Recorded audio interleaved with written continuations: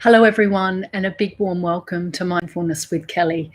If you're new to the channel, a big warm welcome. And if you're a loyal local, yes, I'm so happy to have you back. Today, we're going to explore reflections, and then we're going to do a mindfulness of breathing meditation in 2 stages. And it will be completely guided, so there's nothing that you have to do. Reflecting on impermanence in your day-to-day life and to cultivate insight during meditation allows wisdom to be born from reflections. And this insight practice cultivates a deeper level of awareness and understanding in living in the present. And sometimes it's easier to say it than actually do it. And what we need is a state of mind that is deeply curious about the true nature of our reality or the world that we live in. And this is home to clarity, integration, concentration, connection, positive emotion, faith, and real dedication. All of those things, I guess, have to be present in order to cultivate reflections or for wisdom to be born from insight. And some Buddhist texts simply put it as all things are impermanent. And they do change. There's nothing that stays the same. Every single experience in our life changes continually. And pay urgent attention to impermanence is what the Buddhists' texts say. And the reason behind that is, all things are impermanent, and they can easily be a banality and an unthinkable truism, meaning that we always cling to security and non-change. And it's the delusion around that's quite often created. So how do we give our reflections experiential or an emotional bite? Like, how do we make reflections have an emotional bite and experiential? And I've kind of come up with 4 that I use quite regularly. And the first is about finding a phrase that suits you on the on the nature of impermanence. And for me, I just have a simple phrase, and this too will pass away. And making it that simple, or that phrase that simple, is whenever we have huge success or dejection, pain or elation, regardless of those extreme emotions, I know that they will cease at some point. I know that it won't last forever. And there's kind of faith that needs to be invested in that. So, and this too will pass away is the first reflection I wanted to share. The second is imagine that something is already over. And I'll bring a holiday to mind just as an example.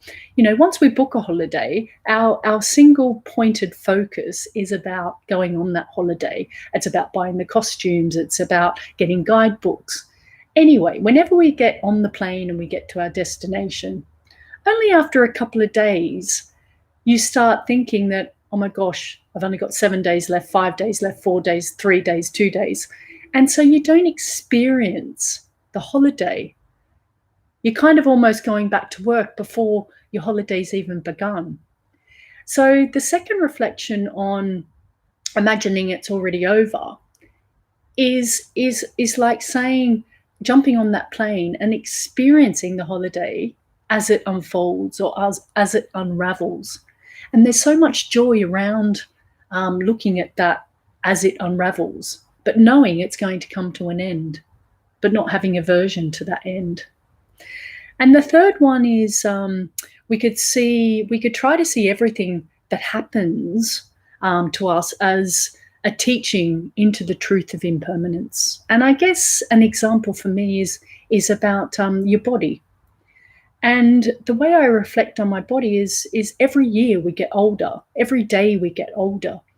And sometimes reflecting on pictures of yourself 5 years ago or 10 years ago can be like, oh my gosh, I look so young then.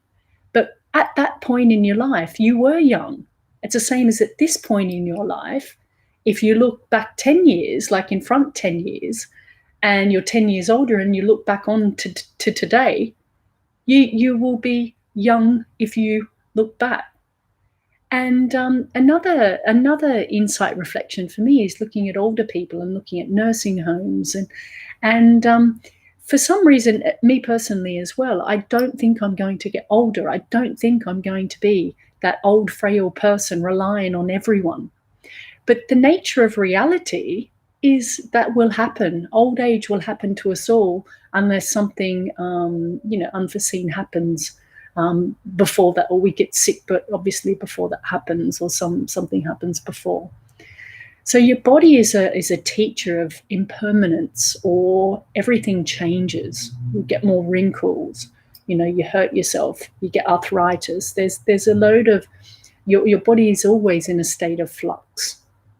And the third one is seeing arising in ceasing and ceasing in arising. And what I mean by that is as the seasons change, that's a perfect example. Winter, everything's so barren, there's no leaves on the trees. So in some countries, there's snow. And then when winter ends and spring begins, there's things starting to come alive again, things starting to go into full bloom, and then spring arises. So as winter ends, spring arises. And impermanence is daily. Every morning when we wake up, there's a sense of beginnings, and at the end of each day, there's a sense of endings. And that's continual through every experience that we focus on. And the last one I wanted to mention was about journal entries, and keeping entries for whether it be meditation, entries for narratives or thoughts that are continually arising. And they could be good on reflecting into the progress that you've made and the wisdom that you've attained from the discipline of meditation, or the discipline of cultivating reflections in some way. And that's where insight or spiritual insight can be obtained.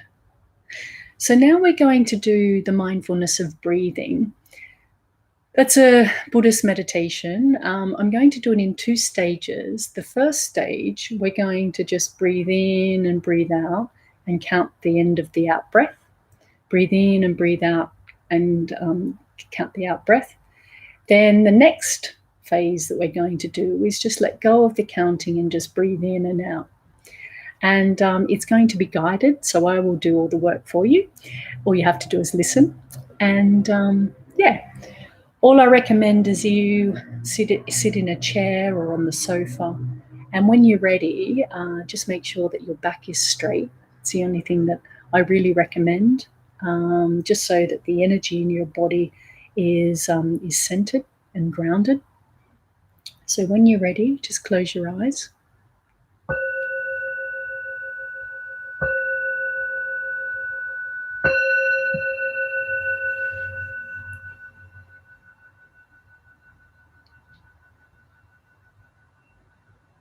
So the mindfulness of breathing in 2 stages.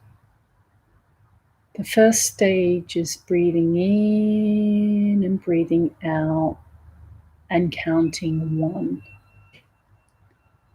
Breathing in, breathing out and counting 2. And you breathe in and out up to 10 and then come back to 1 again. But before that, we'll just check into your body. Just start to notice the whole of your body, the weight of your body on the floor or the cushion, the natural rate and rhythm of your breath. And just check into your emotional tone of how you're actually feeling right now. And just notice your thoughts and what flavor your thoughts have as they come and go.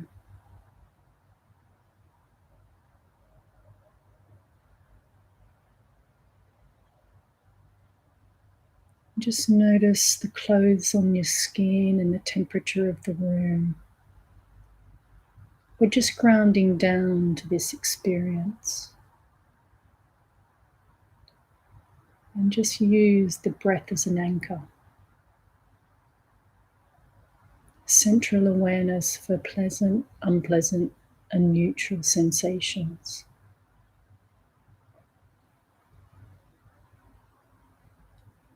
And as you connect to the breath,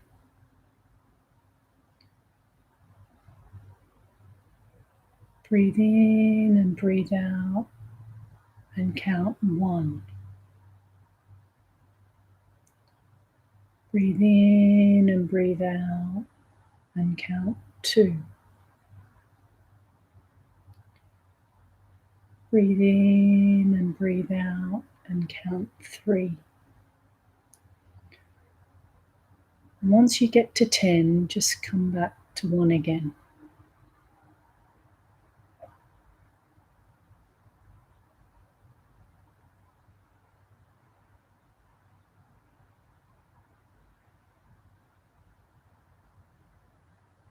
And as you focus on the counting, just notice if your breath is deep or if it's shallow.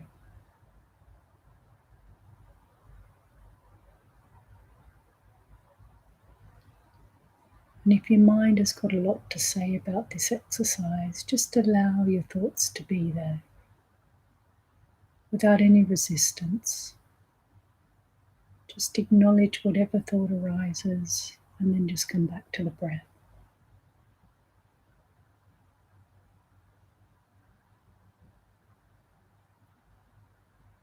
And using the breath as an anchor, just notice if you're feeling any tension in your body.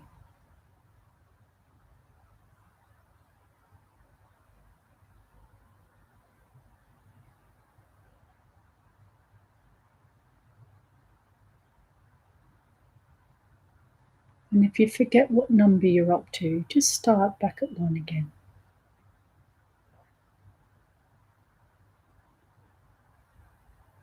Because the first phase of this practice is relaxing you deeper,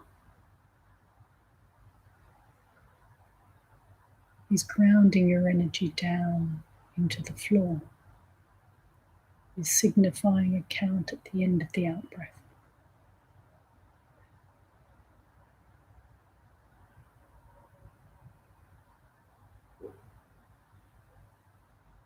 And just notice the whole of your body breathing.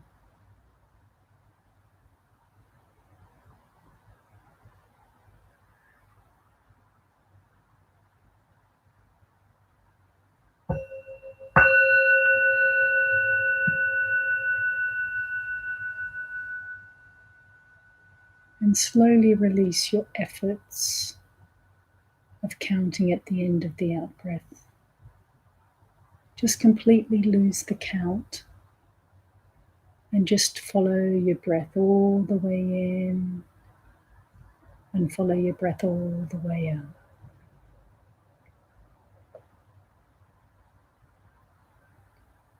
And this is when you can be open and curious about what arises.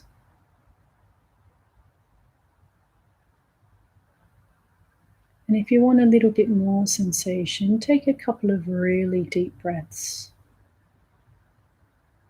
and allow the air and all the stale air to be removed completely on the out-breath.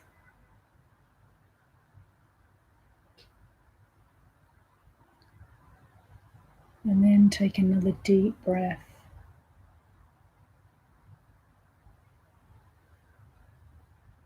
And allow all the air, all the stale air from your lungs to be completely emptied on the out-breath. And then just allow the rate and rhythm of your breath to be as it is without forcing it in any way.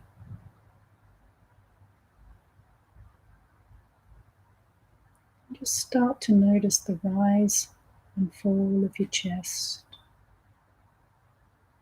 or the rise and fall of your stomach.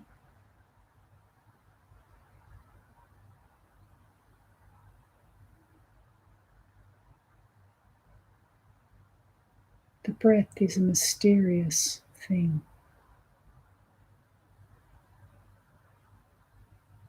And with openness and curiosity,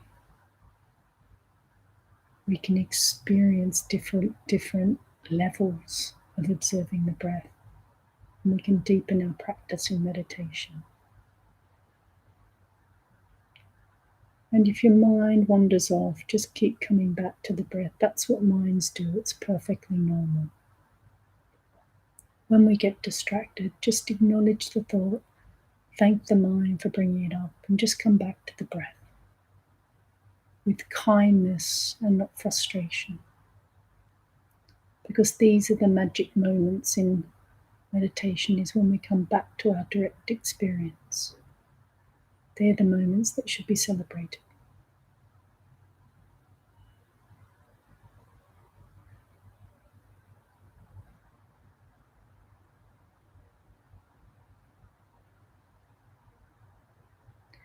And now scan your body to see if you can feel any pleasant experiences or sensations.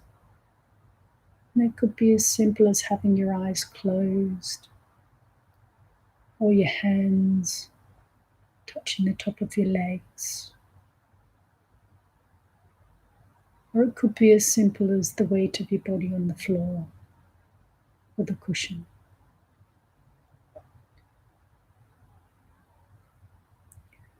And just notice again the rise and the fall of your stomach or your chest. And then bring your awareness around the whole of your body. It's like the whole of your body is breathing. And now we're going to start to let go of the practice.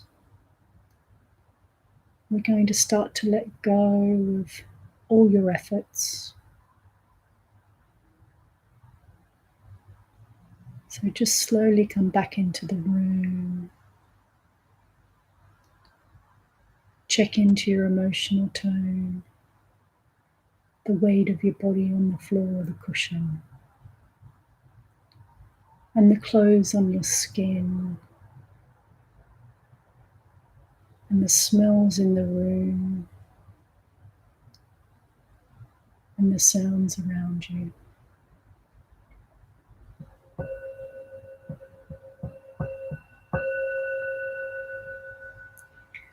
And when you're ready, just slowly open your eyes.